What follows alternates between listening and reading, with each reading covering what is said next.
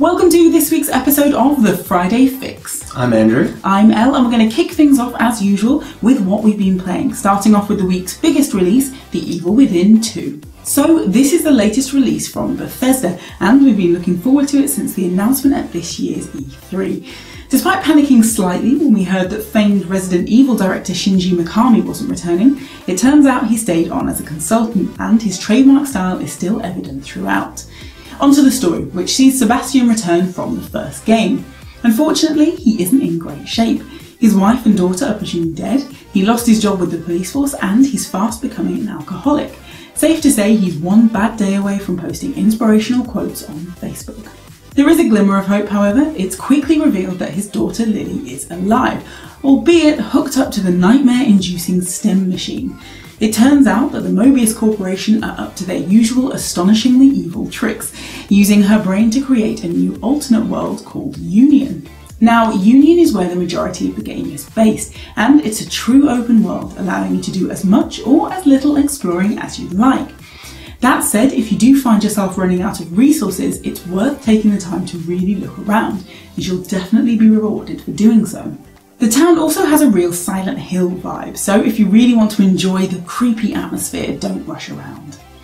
Despite the non-linear nature of the game, it still feels much more focused than the first one. The Evil Within saw you dropped into the mind of a villain and bounced around his subconscious, which, at times, made the game feel a little disjointed. This time, however, you've got a clear purpose, and that added drive really pulls the narrative and gameplay together, creating a far more fluid experience. Of course, there's no getting around it. It's really scary. But if you're planning to play, you probably already know that. The game is psychological terror at its finest. Low lighting, visual tricks, and an eerily atmospheric soundtrack all add up to a persistent sense of unease. It also isn't helped by the incredible graphics and beautiful artwork. You can really see the muscles glisten on that skinless horror trying to rip off your face. So if you fancy a trip to Union, and I can't imagine why you wouldn't, The Evil Within is out today, Friday the 13th, on PlayStation 4, Xbox One and PC. We've also been playing Middle-earth: Shadow of War, which sees a return to Mordor for original heroes Talion and Celebrimbor. This time you've got a new ring of power which could help you take down Sauron, if you didn't immediately lose it. Nonetheless, you've still got to round up an army of orcs in order to take down Tolkien's most famous villain. Bigger than ever, the huge world of Mordor is pretty enjoyable to roam around. While its immense size could make it tedious to explore, the markedly different zones give the game a real sense of variety.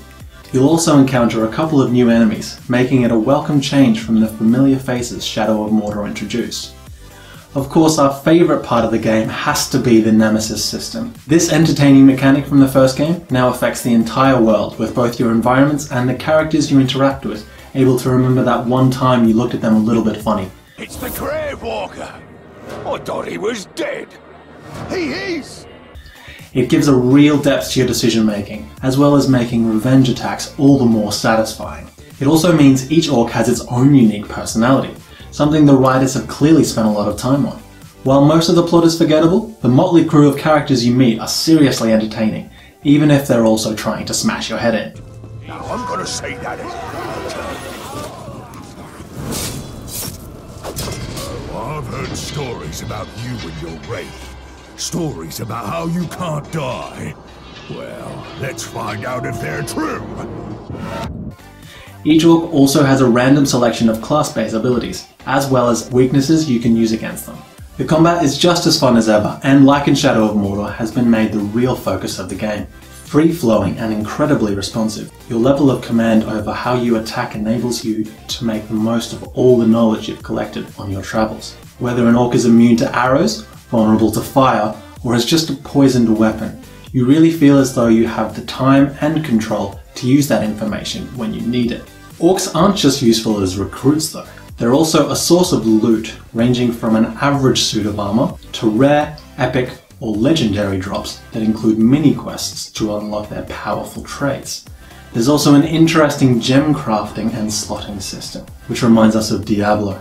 Of course, the game has faced some criticism for including microtransactions, but in our experience, they're reasonably easy to ignore. Would you level up faster if you spent money? Probably, but it doesn't feel necessary, and that's what's important. we still felt as though we were progressing at a reasonable rate without, having to sell a kidney or something. Overall, we loved this. Big, brash, and brilliantly fun. It's out now on PC, PlayStation 4, and Xbox One. So what's been happening in the rest of the gaming world this week? Well, for one, the Overwatch Halloween Terror event has arrived. But for more information on all the skins, as well as news of an upcoming secret Overwatch project, make sure to watch our new weekly show, The Payload. Now on to loot boxes, which, like it or not, have become a staple in gaming. Some people love them. And some people might have threatened to divorce their husband when he got that Soldier 76 skin that they really wanted. Whatever your opinion, they've long been a divisive issue, and it only looks to have gotten worse with the news that the Entertainment Software Rating Board has decided to not classify randomized loot boxes as gambling. A recent push from critics asked for games which included loot box microtransactions to be given the adult-only label of real gambling. But the ESRB have concluded that loot boxes are more like collectible card games because you always get something, even if it wasn't exactly what you wanted. Something we do want, however, is this hilarious Goose-themed tactical strategy game by Australian studio House. Forget Metal Gear Solid, Snake's got nothing on this obnoxiously sneaky Goose. Swapping between stealth and outright honking aggression, the unusual game sees you tackle a list of challenges, from stealing food for a picnic to getting a hat on someone's head, and all without arms, because, you're a goose. Safe to say, the gameplay trailer was a huge hit on the internet, so we can't wait for this to hit shelves sometime next year. Facebook have announced a slightly ambitious plan to get 1 billion people into virtual reality with the launch of a new, low-cost standalone Oculus VR headset. Called Oculus Go, the super lightweight headset will be the first device on the market that doesn't require a separate PC or mobile phone, but will still feature a high-resolution LCD screen and built-in speakers. And if the price of previous VR sets kept you firmly in the real world, you'll be pleased to hear that the Go will cost just $199 when it goes on sale next year. Elder Scrolls Online have finally revealed a release date for the mysterious Clockwork City DLC. Home of the infamous Sotha Sill, the hidden region most definitely lives up to its name, being entirely constructed from Clockwork creations, right down to the greenery. The city acts as both a laboratory and testing grounds for mad scientist Sotha, with everything from clockwork humanoids to giant mechanical lizards roaming around. However, we're most interested in the Asylum Sanctorum, which was built to imprison 3 saints driven murderously insane by Sotha's experiments, which, given he trapped their immortal souls in monstrous clockwork machines, seems pretty reasonable. In addition, the 12-person trial allows you to customise the difficulty and speed with different rewards depending on how you complete it. Aside from the new location, the DLC pack will also introduce a new transmutation system, allowing you to change traits on weapons and armour.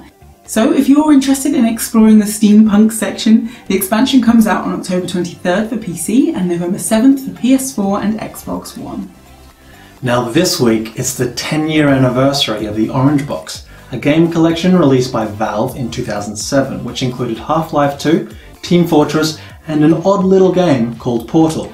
A first-person puzzler with a never-before-seen weapon, subversive comedy, and a faceless antagonist, the title blew players away with its unique, inventive gameplay.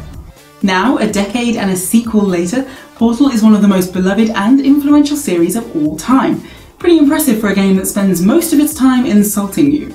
In honour of the series, here are our 5 favourite moments from Portal and Portal 2. Well done. Here come the test results. You are a horrible person. That's what it says. A horrible person. We weren't even testing for that. I think this is a docking station. Get ready!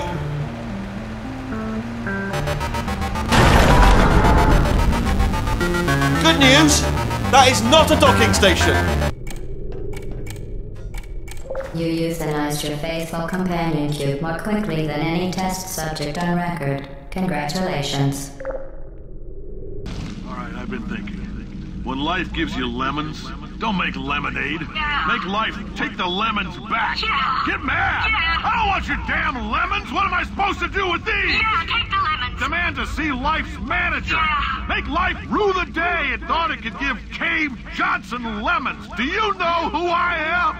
I'm the man who's gonna burn your house down with the lemon. Oh, I like this guy. I'm gonna get my engineers to invent a combustible lemon that burns your house down. Burn his house down.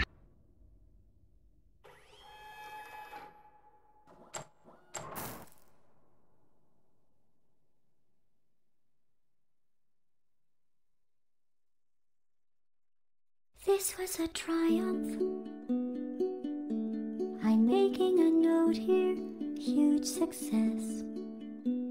It's hard to overstate my satisfaction. Aperture science. We do what we must because we can. For the good of all of us, except the ones who are dead. Well, that's all we've got time for, but don't forget to join us next week for a special episode from Gaming Festival Play Expo in Manchester. Of course, if you really don't want to miss it, make sure you subscribe to our channel. That's all from us. We'll see you next week.